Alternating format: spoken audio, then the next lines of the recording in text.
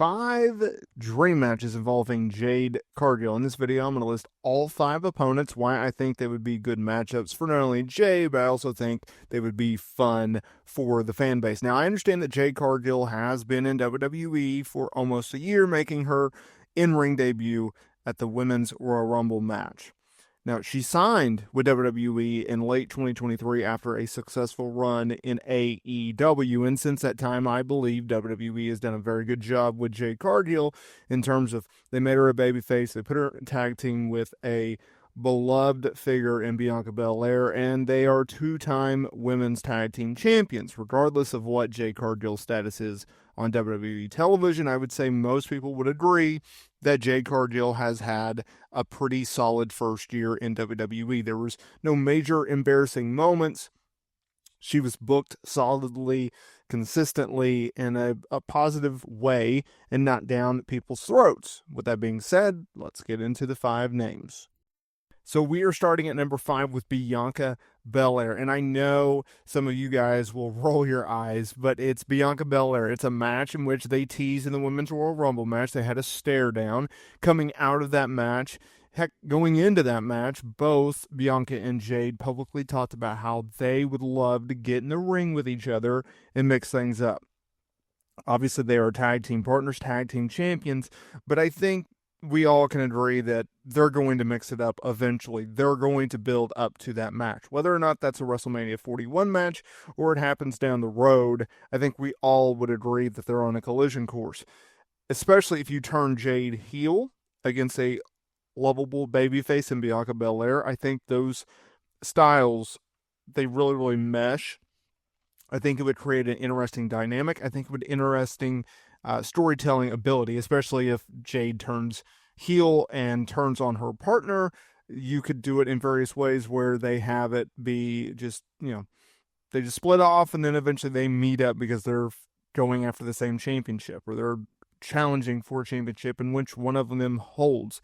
There's various ways in which you can tell this story, but it's a story in which I think needs to be told. I think it's a story that needs to be told on a grand scale because of the significance that Bianca Belair and Jade Cargill bring, and also just the background of their feud and their relationships together, all the ups, all the downs, all the adversity, all the success, the championships. Heck, Jade Cargill's WrestleMania debut was with Naomi and Bianca Belair taking on Damage Control at WrestleMania 40. A lot of history, not only between Bianca and Jade on screen, but off screen, right? They've become close friends. They get along very well. And so there is various ways in which you can tell this story, and it's a story in which I think needs to be told correctly. Number 4, Rhea Ripley. This idea is something in which I cannot wait to see. You have 2 powerhouse dominant women clashing, right? You have Jade Cargill's athleticism.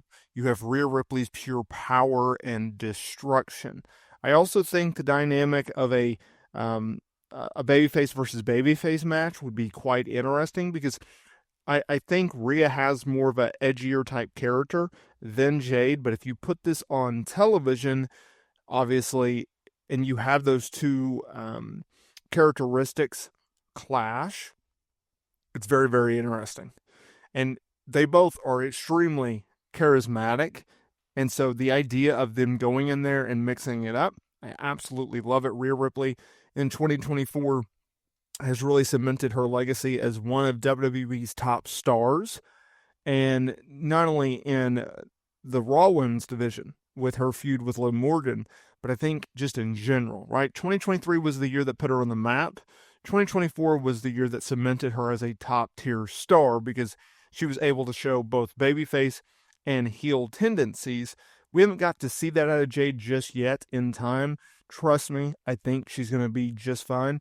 Based off of what we saw with Jade as a heel in AEW, I think she's going to do a lot better in WWE. And so whether or not it's heel versus baby, or it's baby versus baby, or heel versus heel, regardless of the booking of the characters, the story is 2 dominant stars clashing to see who can top the other in a very, very athletic and powerful way.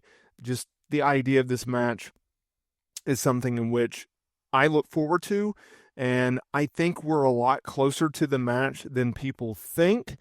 And some people are going to like that, and some people are not going to like that. Number 3, and that's Liv Morgan. Yes, Liv Morgan, our current women's world champion. Look, she has had a breakout year in 2024, just like Jade Cargill. She's been able to show a different side of her, just like Jade Cargill, right? Jade Cargill doing so as a babyface in WWE. Liv Morgan doing so as a heel really, really hit her stride this year and has done some amazing things. Her alignment with Dominic Mysterio, Raquel Rodriguez, and obviously her feuds with Becky Lynch and Rhea Ripley.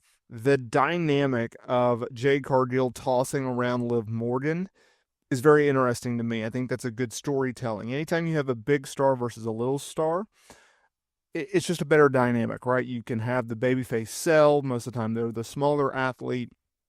Or if you want to do it where the babyface is the bigger star in this case, as it stands right now, and Liv Morgan has done all these heel things, all these heel acts to get under the skin of Jade Cargill, get her mad, get her upset, having the fans invested, having the fans wanting to see Jade Cargill get her comeuppance, to see Jade Cargill get her revenge, to finally shut up Liv Morgan, right? Like, the idea, I think, of doing Liv versus Jade, but with Liv being the heel, is a lot more fun because it's no different from what they've done with Liv and Rhea. It's the same dynamic of like Liv keeps screwing Rhea over and over and over, and Rhea Ripley is just trying to get past this woman. She's trying to get her ultimate revenge and move on.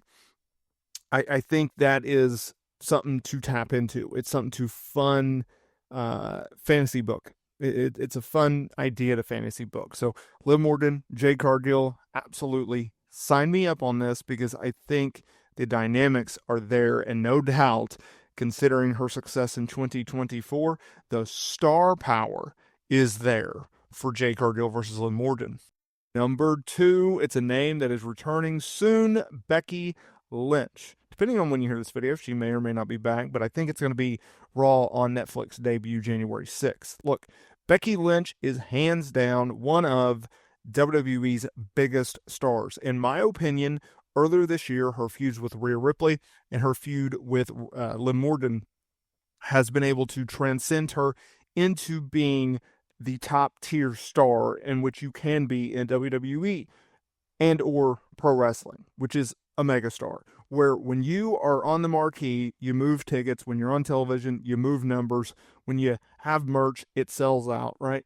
Where you are the draw. The brand World Wrestling Entertainment, WWE, is not the draw. You are the draw. Think of your Steve Austins, your Rocks, your Hogans, your John Cena's, your Roman Reigns, your Cody Rhodes's, your Charlotte Flairs, right? When they're on there, do they move tickets? She does. She gets people talking. She can do both babyface and heel. That's a huge match for Jade. That's a gigantic match for Jade. It's also a big question mark of like, are you on the same level or can you be on the same level? And I'm not even just talking about in-ring ability, right? Becky Lynch obviously has tenure over her, obviously is psychology-wise just years ahead of Jade. But Jade, she has that athleticism to back up, and she has that power, and it's a raw power. It's a raw athleticism in which you snap your fingers and she moves like lightning, right? That meshing and being able to get a rub from someone like Becky Lynch would be gigantic for Jade. Now, we know that Jade's not going to be around forever in WWE. I would say probably another 5 years or so because she wants to have a Hollywood acting career. But having a feud with Becky Lynch would be outstanding for her. And at number 1, who else could have been? Charlotte Flair. Charlotte Flair is the measuring stick. She will go down, in my opinion, surpassing Trish Stratus, who's currently right now the GOAT. But when it's all said and done, when she hangs up her boots for the final time, when she is done with this industry, Charlotte Flair will go down as the greatest of all time of a women's wrestler. She will have the accolades, she will have the championship, she will have the WrestleMania main events. She has done it all in this business. She is the golden standard. You try to replicate the success in the way that you carry yourself with Charlotte Flair. And so if Jade Cargill really wants to take a shot at trying to be one of the best to ever do it, a feud with Charlotte Flair could help her do so. It would also help her with her star power just go through the roof. Anytime you feud with Charlotte Flair, I'm not saying you're always better off, but I'm definitely saying that you are a bigger name coming out of it as long as the booking following it matches it. Because when you're in the ring with Charlotte Flair, you do get a star rub. You do have people talking because WWE will protect Charlotte Flair to the end. And it may come at the expense of other talents, but at least you have the opportunity to shine. You have an opportunity to go, oh, okay, this person is actually a better promo than we think, or, oh, this person's actually a better wrestler than we think, or, oh, that's an interesting dynamic with a character. That's the ability that you have when you share this squared circle with Charlotte Flair in a notable feud. Not just necessarily a match, but more or less a feud.